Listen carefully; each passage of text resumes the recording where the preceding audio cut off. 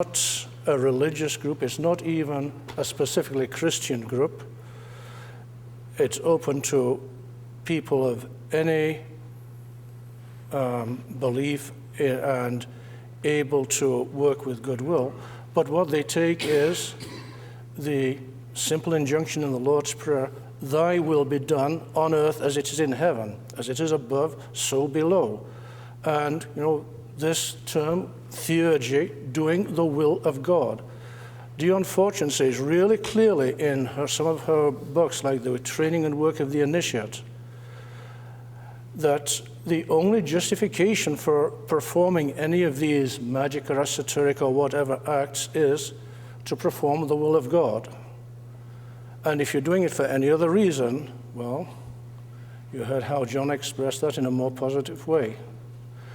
What does the Servants of the Light do? It teaches you how to start to discriminate and act within the will.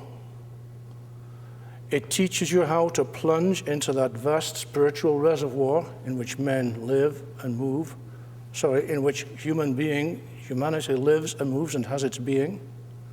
And it teaches us to look in there for that connection between where we are now, the isolated, this is me, to the we are as a community, and the I am to our higher selves.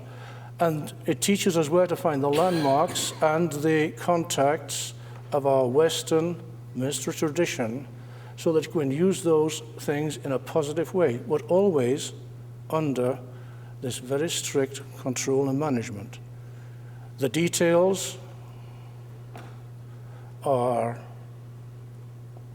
it takes about 5 years to relate all the details with a lot of reading and stuff in between, and you do it yourself with help and supervision.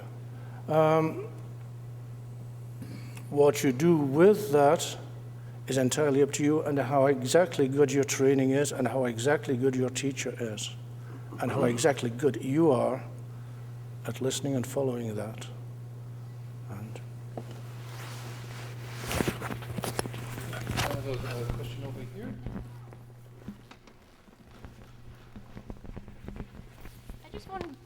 Close enough?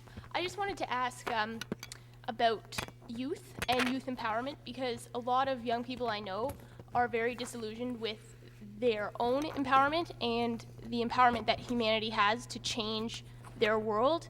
And I'm not sure if this is because the world I'm 20 years old, and just how it's changed and the direction that it's going and all the hate that's in the world, and they feel like they can't overcome that, or if it's because they've been raised on television and the media, and that would make it more difficult for them to find their divine spark. And aside from the people that I know that are interested in mysticism, the majority of young people that I know are completely, they feel hopeless. And I was just wondering if any of you had any ideas of how to re-inspire or empower youth. So I'll ask the panel, which one, if any of you have the strongest feeling about that? Well, I'll go to the microphone. So okay. Pass it on. And I'll keep it very short and showing my prejudice and my age. And like a great esoteric teacher, Jerry Rubin said, you liberate the ground on which you're standing. You liberate the ground within yourself. And then if you want to put the religious glass on it, you find that within yourself. That's within to the higher being. You work with it, you train it, you follow the light within the whatever religious, magical group you are, and you go with it. And that's all. And you'll probably find it's a very lonely way. I'm tempted to quote a pagan, another member of the Society of the Inner Light, Colonel Seymour, on this about mountains and climbing ahead and of the group and leading the way. Some people in Jerry Rubin's generation did that. And you pass the torch and the microphone. Simple as that. Is there anyone else who has a strong feeling about Mark is the youngest. Let's hear it from Mark. How are you going to help?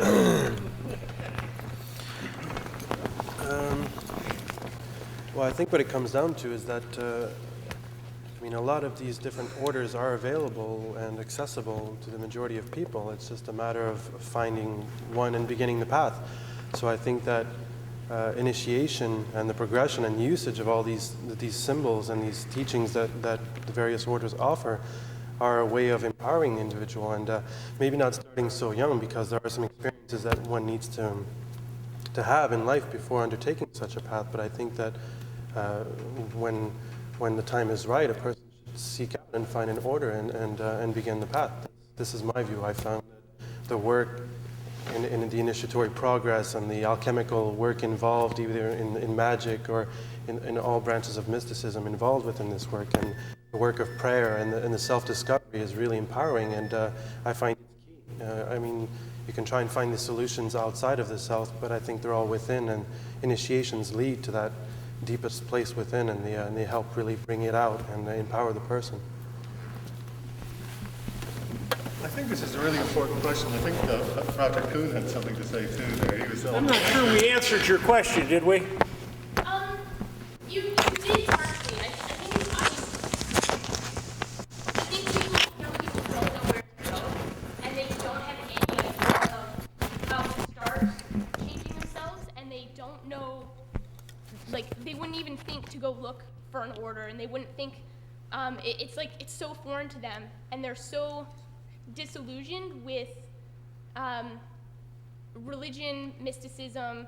They think that it'll essentially just cause more problems for the world, because they look around and see how religion and different beliefs have caused so many problems, and they're so against sort of taking that leap into initiation, and I think that that's where the difficulty is, at least from what I've observed. Do you feel as though that the problems that you're experiencing and the things that you see are unique to this time?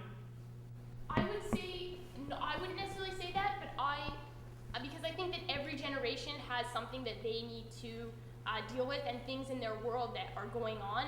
But here we have a point in time now where we're internationally connected like we've never been before. My generation, starting about 4 years before I was born, has had 10,000 advertisements per day flashing around us, and that has never happened before.